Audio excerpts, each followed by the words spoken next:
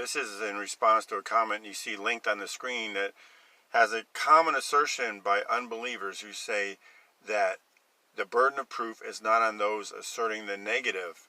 But if you can assert the negative without proof, you can't assert anything regarding the negative, because that means you can say something is true without having to prove it.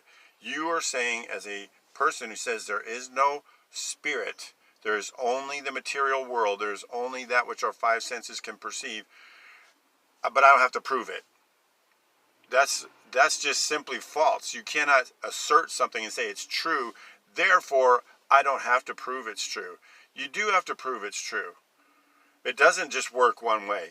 And this is like so many of these tenets that are put out there by the secular world and the religious world, where they just establish these things and it's in the ether and everyone just believes it and just repeats it and regurgitates it and barfs it up, just like the media just says all these things that the communist Marxists say, and it's just truth because everyone says it, because the Amen Corner says it. And it's not true. You do have to prove that there is no spirit if you say so. I mean, you don't have to by law, obviously, but it's to your own destruction. So you can ignore it. You can whistle past the graveyard and pretend like there's nothing there.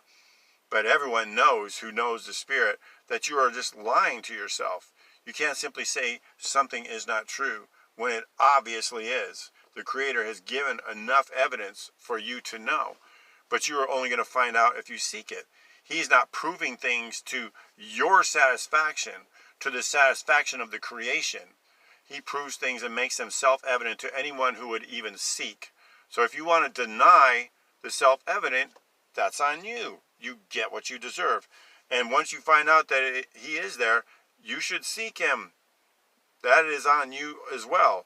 Because once you know you have someone who created you, you should want to know him. And if you don't want to know him, again, you won't know him. Part of knowing him is being made alive and being with him. If you acknowledge his existence and have no desire to be with him or around him, well, what do you expect if at the end of this life you don't go to be with him?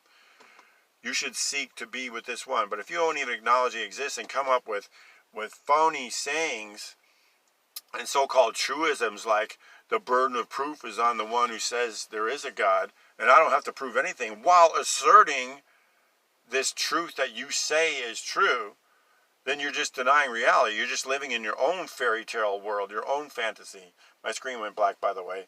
But anyway, just wanted to share that thought. That's one of the contradictions of the world. You'll find it everywhere, in secularism, in religion, in all of it. Seek God. That's the only place you're going to find truth, is in your Creator.